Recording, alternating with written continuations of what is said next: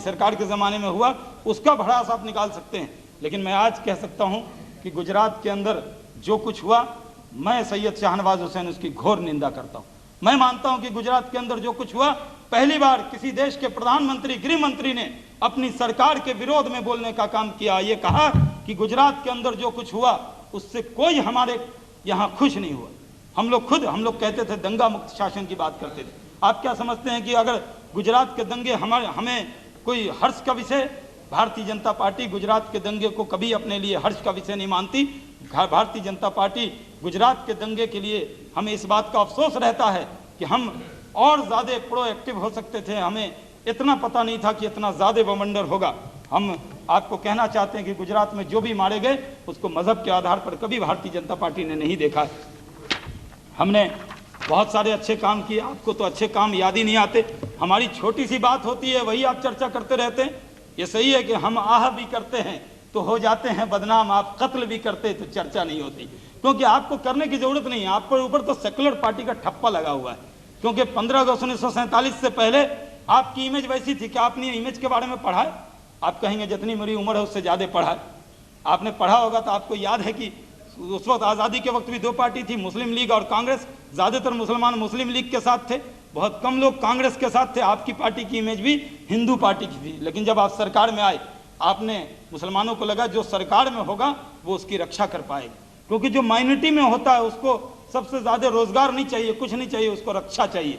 और आपने बढ़िया फार्मूला निकाल लिया। जब भी कुछ होता था तो आरएसएस बीजेपी का नाम ले लेते थे और कहते थे बाद में सब कुछ ठीक ठाक हो जाएगा। आपने उस वक्त ध्यान दिया कि मौलाना अबुल कलाम आज़ाद, अभी उनकी जयंती थी कुछ दिन पहले, नजमा हेपतुल्ला जी और हम एक कार्यक्रम में थे। वो कांग्रेस के अध्यक्ष रहे, उनका जन्मदिन वो कांग्रेस पार्टी के दफ्तर में नहीं मना। आप कहते हैं कि हम सरदार पटेल से अपने को जोड़ रहे हैं तो इनसे जोड़ रहे हैं। मैंने तो अपने ऑफिस में चेंबर में मौलाना आज़ाद की तस्वीर लगा रखी, और गोधरा कांड के बाद नहीं लगाई, पहले से लगाई हुई। जब से मैं मंत्री बना हूँ मौलाना आज़ाद की तस्वीर हमने लगा रखी।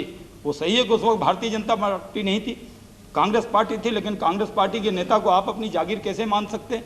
आप ये कहते हैं वो बड़े सरदार थे, उस सरदार से इस सरदार को नहीं जोड़ना चाहिए। हम किसी को भी आइडियल मान सकते हैं। मैं अपने आप को मौलाना आज़ाद को अपना आइडियल मानता हूँ, तो इसमें आपको क्या एतराज़ हो सकता है? इस पर आपको क्यों इतनी ज़्यादा प्रॉब्लम हो रही है कि आप उनसे क्यों जोड़ रहे हैं? लेकिन मौलाना आज़ाद को तो आप भूल गए। मैं आपसे कहना चाहता हूँ कि आज हिंदुस्तान में इस ज़्यादा बहुत बड़ी चर्चा की ज़रूरत नहीं। ये पार्लियामेंट के मेंबर हैं, जो लोग यहाँ चुन कर आते हैं उनमें बहुत काबिलियत होती है, चाहे उसको आप शोपीस माने या जो भी माने। जो चुन कर आता है उसको डॉक्टर, इंजीनियर, प्रोफेसर, हिंदू, मुसलमान, सिख, ईसाई सब वोट देता है। वो अपने 12-14 लाख में सबसे काबिल आदमी है, वो यहाँ चुन कर आता है। इसलिए हर आदमी लंबा भाषण कर सकता है। मैं यहाँ पर आपको बहुत लंबा भाषण करने नहीं आया, लेकिन मैं इतना एतमाद है कि आप जितना पार्लियामेंट में चीख लीजिए, आप हिंदुस्तान के मुसलमानों को डरा नहीं सकते, क्योंकि दंगों के लपटों में ही तो हमने तय किया था कि ये हमारा मुल्क है, ये मादरे वतन, ये जननी मातृभूमि। 15 अगस्त 1947 को लोगों ने तय किया था। जिन लोगों को हिंदुस्तान से मोहब्बत नहीं थी वो हिंदुस्तान को टाटा बाय बाय करके चले गए। 15 अगस्त 1947 को गुजरात में जो दंगे हुए इससे भी बहुत खराब माहौल था। क्या आपको याद है कि 15 अगस्त 1947 में लोग जत्थे का जत्था बनाकर जा रहे थे? मौलाना आज़ाद ने तब कहा था, हे मुसलमानों, ये तुम्हारा मुल्क है, ये तुम्हारा वतन है, तुम चले जाओगे तो ये जामा मस्जिद, ये कब्रिस्तान, ये तुम्हारे बाप दादा के मज़ार, इन पर कौन आएगा? और ये जामा मस्जिद की मीनारें तुम्हें रोड़ों कर बुला रही हैं, तुम मत जाओ और इस मुल्क को अपना मानो, मादरे वतन मानो। मेरे बाप दादा ने तय किया कि हमारा मुल्क है, ये हमारा मादरे वतन है, हमें देशभक्ति का कोई प्रमाण पत्र नहीं चाहिए। अगर मैं इस मुल्क से मोहब्बत करता हूँ, अगर कोई एक बार कह दे कि मैं जितना अडवाणी जी इस मुल्क से मोहब्बत करते हैं, सैयद शाहनवाज हुसैन भी इस मुल्क से उससे कम मोहब्बत नहीं करता। ये हमारा मुल्क है, ये मादरे वतन है। और भारत के मुसलमानों को दंगे से कि लपटों से आप डरा नहीं सकते। उन डरने वाले हम नहीं। आप गुजरात का नाम ले लेकर पूरे दुनिया में आपने मुसलमानों को और पूरे हिंदुस्तान को बदनाम किया है। मैं आपसे पूछना चाहता हूँ कि हिंदुस्तान के 4 ज़िले में, गुजरात के 4 ज़िले में दंगे हुए, और पूरे दुनिया में, मैं अरब कंट्री में गया था, वहाँ पे उन्होंने हमसे कहा कि आपके मुल्क में क्या हालत है। मुझे प्रधानमंत्री जी ने एक डेलीगेशन में भेजा था, मेरे साथ कांग्रेस के भी लोग थे, छगन भुजबल गए थे, कई टूरिज्म मिनिस्टर साथ गए थे। हमने उनको, सभापति जी आपके माध्यम से कहना चाहता हूँ, मैंने पूरे एतमाद से कहा था, मैं भारत से आया हूँ जहाँ दुनिया में सबसे ज़्यादा, इंडोनेशिया के बाद सबसे ज़्यादा मुसलमान दुनिया में रहते हैं। और मैं इस पार्लियामेंट के फ्लोर पे कह सकता हूं कि दुनिया में अगर सबसे सुरक्षित कहीं मुसलमान अपने को मानता है तो आज भी वो मेरा देश भारत है।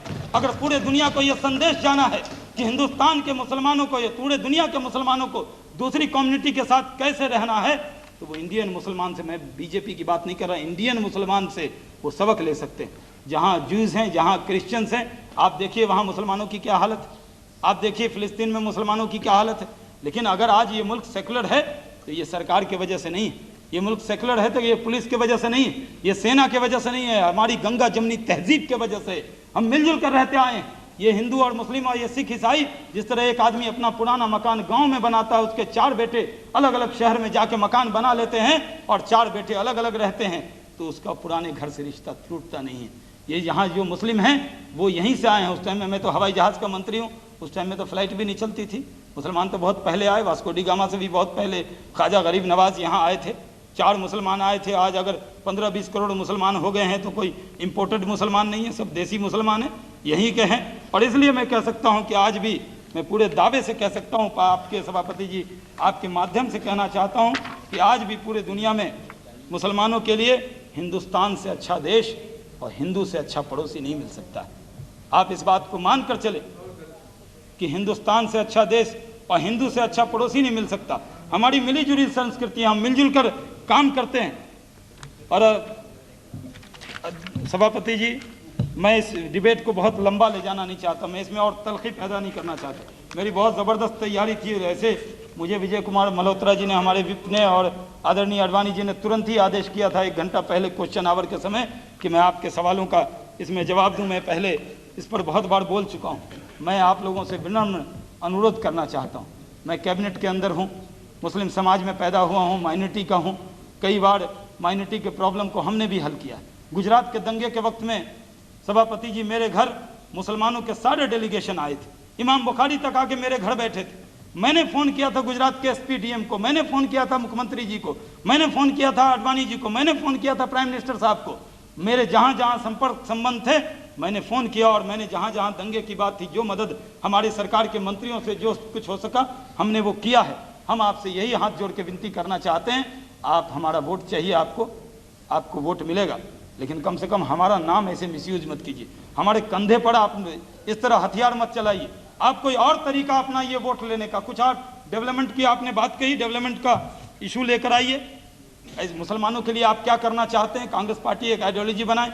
वैसे तो जब आप चुनाव से, सत्ता से बाहर हो जाते हैं तो कहीं अभी आसाम में भी कह रहे हैं, दादा को देख के याद आ रहा है, कह रहे हैं कुछ रिजर्वेशन देने वाले। जब 50 साल में कुछ नहीं किया तो आप क्या खाक करेंगे? इतने दिनों से तो आपसे कोई आप भला कर नहीं पाए। जब हुकूमत में थे अडवाणी जी और अटल जी ने आपको कब रोक लिया था? हम 2 सांसद थे, 1984 में आपका पूरा बहुमत था, पूरा हाउसफुल था, मुसलमानों के लिए सारी कुछ कर देते, नौकरी रोजगार जो कुछ देना था सब दे देते, बोलने वाले भी लोग नहीं थे, कोई एडजस्टमेंट भी नहीं होता, ज़्यादा लोग हल्ला भी नहीं करते, वेल में भी नहीं आते। जब मौका मिला तो आपने कुछ नहीं किया, और जब आप बाहर आ गए तो आपको बहुत अफसोस रहा, भाई ये कर देंगे वो कर देंगे। आप पर कोई यकीन करने वाला नहीं है।